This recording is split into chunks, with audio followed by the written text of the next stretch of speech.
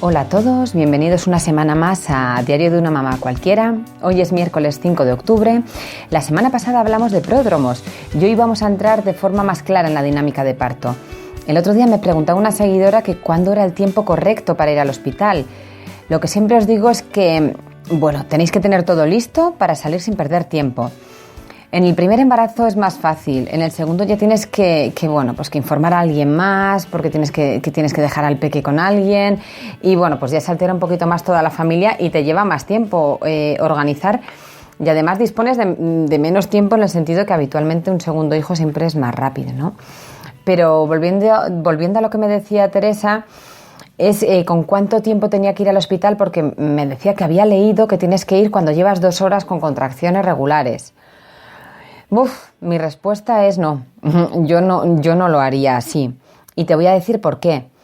Porque tienes que individualizar tu caso y hacer la información tuya.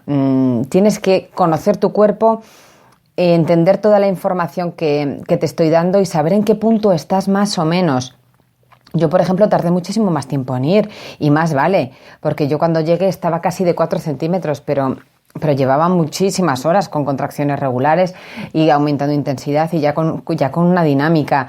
Sin embargo, tengo una amiga mía que dio a luz casi en 2 horas, que es que casi no le da tiempo a llegar, como lo oyes, a su primera hija. Entonces, ahí tienes que ver tú un poco el ritmo que lleves. Sí que es verdad que yo en el primer embarazo, en este caso en el primer parto, te recomiendo que peques de precavida para ver un poco, porque además es que es normal, porque como no sabes exactamente, claro, es todo nuevo y cuando todo es nuevo, ¿verdad? Pues a veces cuesta un poco hacerse la idea, pero bueno, voy a ir contestando a preguntas que me habéis hecho. Por un lado, Teresa, ya le he contestado con lo de las 2 horas, no seáis cuadriculadas, ver un poco cómo va la cosa y sí que os animo a ser precavidas, pero hombre, con una cierta lógica, ¿vale? Por otro lado, me han preguntado si la luna influye. Mira, esto es estadísticamente parece que sí, hay matronas que han hecho estudios, han recogido muchísima información, pero verdaderamente se quedan estadísticas. Los estudios científicos dicen que no. O sea que a nivel científico no encuentran una evidencia, pero sí que es verdad que muchas matronas, muchísimas, han recogido datos a lo largo de sus guardias en todo tipo de lunas y sí que ellas, consideran que sí que hay que en cada luna pasan determinadas cosas, ¿no? Entonces, sí que es verdad que la influencia lunar se utiliza para muchísimas cosas. Entonces, te voy a contar un poco lo que dicen las leyendas urbanas y las matronas. Y por lo menos para que lo sepas, ya que me lo habéis preguntado y además más de una persona. Durante la luna llena supuestamente se producen más partos inesperados. Eso es un poco lo que han registrado. Durante luna menguante se producen menos partos y más lentos. Durante luna nueva, al contrario que en menguante, los partos son mucho más rápidos. Y luego, durante luna creciente, es a lo que ellos denominan partos perfectos, ¿no? Se refieren a que hay todas las fases del parto de forma marcada y son partos bonitos, de los que llamamos bonitos, ¿no? Sí que es verdad que cuando trabajas en partos, hay partos que los disfrutas muchísimo y dices, esto ha sido un parto espectacular, y hay partos que dices, Dios mío, más vale que se acabe ya, ¿no? Pues porque las cosas no van rodadas, porque, en fin, se dan muchísimos factores, ¿no? Pero dicho todo lo que te he contado, la verdad que me ha entrado curiosidad, que nunca lo había pensado, y he decidido mirar qué luna había los días que di a luz a mis hijas. Y así, pues para las chicas que me lo habéis preguntado, también haceros a la idea si han acertado o no han acertado. Mira, he estado mirando y mis 2 hijas nacieron en luna llena. Y la verdad que inesperados no fueron. Recuerda que cuando hemos hablado de luna llena decíamos que eran como partos más inesperados. La verdad que tuvieron un poco de inesperados y pues la verdad que en mi caso no se cumple nada, los tenía que haber tenido en menguante, porque desde luego que fueron partos largos, muy largos, sobre todo el de Leire. El de Valentina fue menos largo. La verdad que ahí se nota la diferencia del primero al segundo, que habitualmente se se acorta, que también hay estadísticas que dicen que a la mitad, más o menos. Bueno, yo debo decir que en ese caso sí que se cumple, ¿eh? Que a mí prácticamente duró la mitad el parto de mi segunda hija y mi amiga, la que dio a luz en 3 horas, la segunda casi la tiene en el coche. O sea que en fin, que también es verdad que la dinámica es muchísimo más rápida. Pero bueno, como conclusión, para que te quede, que no hay evidencia científica, pero bueno, ahí la creencia sobre la influencia lunar es muy alta, no solo en las fases del parto, sino también en el pelo, en las uñas, en las intervenciones quirúrgicas. Vamos, que ahí ya también es un poco la importancia que tú le des a esos aspectos. Dicho esto, vamos a comenzar un poco con las diferentes etapas del parto, que es donde nos quedamos el otro día después de hablar de los pródromos. La primera etapa es la dilatación. Te recomiendo que leas el post que hay en el blog sobre borramiento del cuello uterino. Para encontrarlo es muy fácil. Mira, cada vez que quieras encontrar algo en el post, o porque he hablado en el podcast y hace tiempo que el podcast estaba grabado, todas las búsquedas te recomiendo que las hagas siempre con la lupa, que está en la barra, en la parte derecha. Ahí pones el título y enseguida te aparecerá lo que estás buscando. En este caso pon ahí borramiento del cuello uterino y te saldrá enseguida el post del que te hablo. Ahí te explico perfectamente en qué consiste pues ese paso del borramiento, cómo se produce la dilatación sobre todo en primíparas, en mujeres embarazadas de su primer hijo y luego también es verdad en partos posteriores, a partir del segundo hijo varía un poquito. En ese post podrás entender más a lo que me refiero con dilatación pasiva. Dentro de la fase de la primera etapa de la dilatación que hemos dicho, va a haber una dilatación pasiva y una dilatación activa.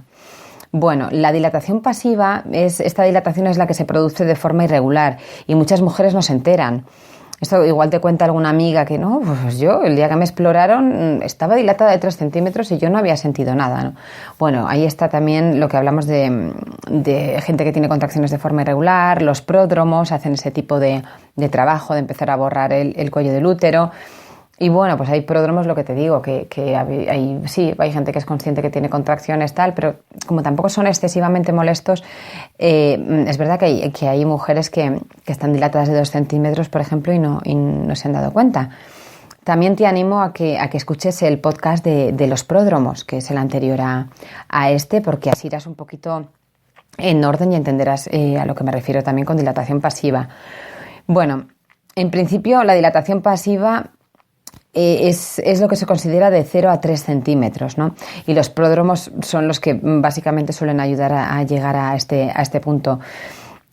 Sobre todo por lo que hemos hablado. En primíparas es más fácil llegar a este punto, en segundo, tercer hijo, etcétera, es diferente.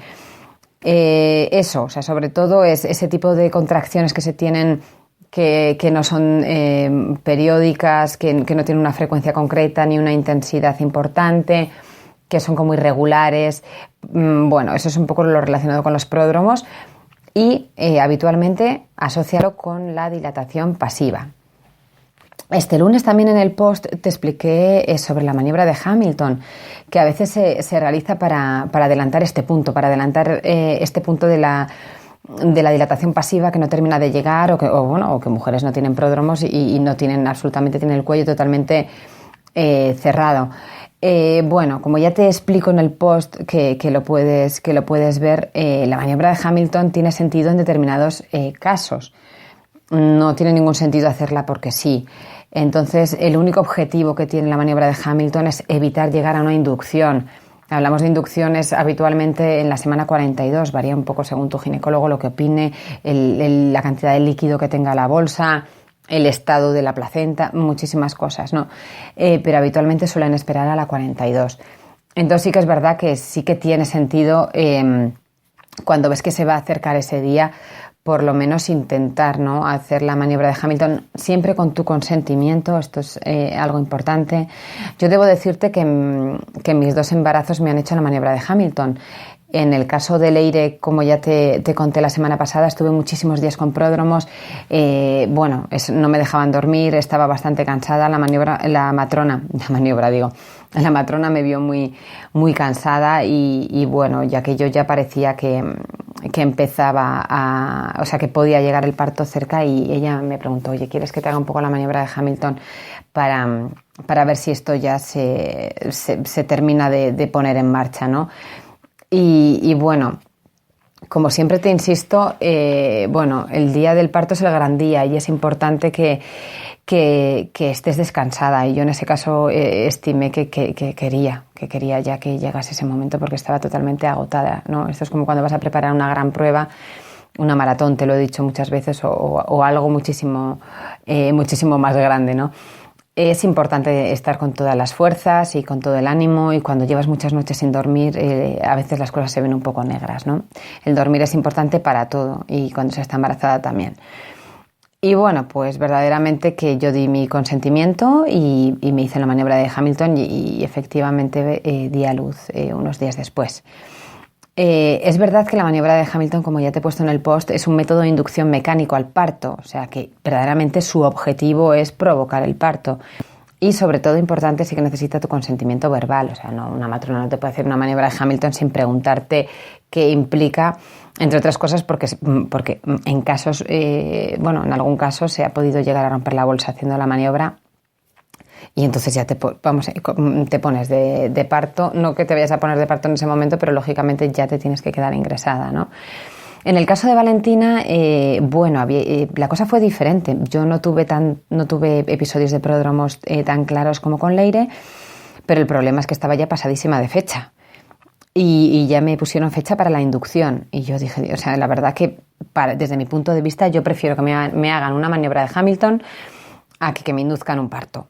La verdad, porque habitualmente son partos muy largos, y yo ya bueno, yo con Valentina ya lo sabía, pero con Leire yo ya tenía un poco la idea que iba a ser lenta. Bueno, por un poco lo que os he contado, que ya lo había hablado con mi madre fue lenta, y yo aquello veía que me parecía que iba a ser igual, ¿no? Entonces, bueno, pues también me volvieron a hacer la maniobra de Hamilton, y en este caso creo que fueron 48 horas después me puse de parto. Y me quedé a 3 días de la inducción, salvada por la campana, ¿no? Entonces, bueno, dicho todo esto, dilatación pasiva de 0 a 3 centímetros, lo normal es que lo pases en casa, que estés tranquila, que es donde tienes que estar. Además, en muchos hospitales, ya me lo habéis dicho, y bueno, yo aquí desde luego en mi comunidad también, los hospitales públicos sobre todo, no dejan a nadie, a no ser que tengas la bolsa rota, con menos de 3 centímetros de dilatación. Tiene su sentido, o sea, que decir, no vas a colapsar dilatación con personas que están en la fase pasiva. Necesitas, ya bastantes vas a tener, que igual a veces no te entran con la fase activa, como para dejar también a las que están en la fase pasiva, ¿vale? Entonces, bueno, una vez dicho esto, la dilatación activa, ¿cuándo empieza? Bueno, pues es verdad que a partir de los 3 centímetros de dilatación es cuando empieza a haber una frecuencia cada vez, bueno, pues más corta, quiero decir que hay contracciones cada menos tiempo, y la intensidad también va en aumento. No tiene nada que ver con los pródromos, también lo sentiréis. O sea, no tiene nada que ver una contracción de pródromo o de fase pasiva con una contracción ya de fase activa, y además al principio van más espaciadas, pero luego llega un momento en el que te falta un poco el tiempo como para recuperarte, ¿no? Una vez aclarado este punto, recordarte que si rompes la bolsa, lo que vulgarmente decimos que ha roto aguas, entonces sí que debes acudir al hospital, no tienes que esperar a tener contracciones, ¿vale? Hay gente que tiene contracciones justo después de que se rompa la bolsa, y hay gente que le tienen que inducir. Pero el tener una rotura de bolsa es motivo para ir a un hospital, ¿vale? Entonces, bueno, te puedes duchar, te puedes cambiar de ropa, puedes coger las cositas, pero te tendrás que ir porque te van a dejar ingresada. Así que bueno, como me estoy enrollando mucho para variar, hoy llegamos hasta aquí, ¿vale? Nos hemos quedado en la primera etapa del parto, que ya te he explicado que hay una fase pasiva, y luego empezamos con la dilatación activa, que bueno, analizaremos más sobre ello, que va a llevar desde los 3 hasta los 10 centímetros, y lógicamente ya sabes que cuando se está de 10 centímetros es la dilatación completa, y en ese momento pasaríamos a la siguiente etapa. Pero bueno, ya hablaremos el siguiente podcast de la fase activa. Recuerda que me puedes encontrar en nadiecomomama.com, que puedes encontrar información sobre dudas, cuestiones. Si no lo encuentras, además me puedes escribir en el apartado de contactos, te contestaré a la mayor premura. Y bueno, ya sabes que todos los miércoles tenemos aquí una cita, además tienes lunes y jueves post en el blog. Recuerda que puedes suscribirte en la barra lateral del blog para que te lleguen por mail tanto los posts escritos como los podcasts, además de poder suscribirte en iVoox o iTunes para los podcasts. Si te ha gustado el podcast, no dudes a darle a me gusta y compartirlo con otras mamis que creas que les puede interesar. Y bueno, pues ya lo sabes, cómo encontrarme en blog, en redes sociales, Facebook, Twitter, Instagram. Muchísimas gracias por todo y el miércoles que viene nos volvemos a ver. Un abrazo.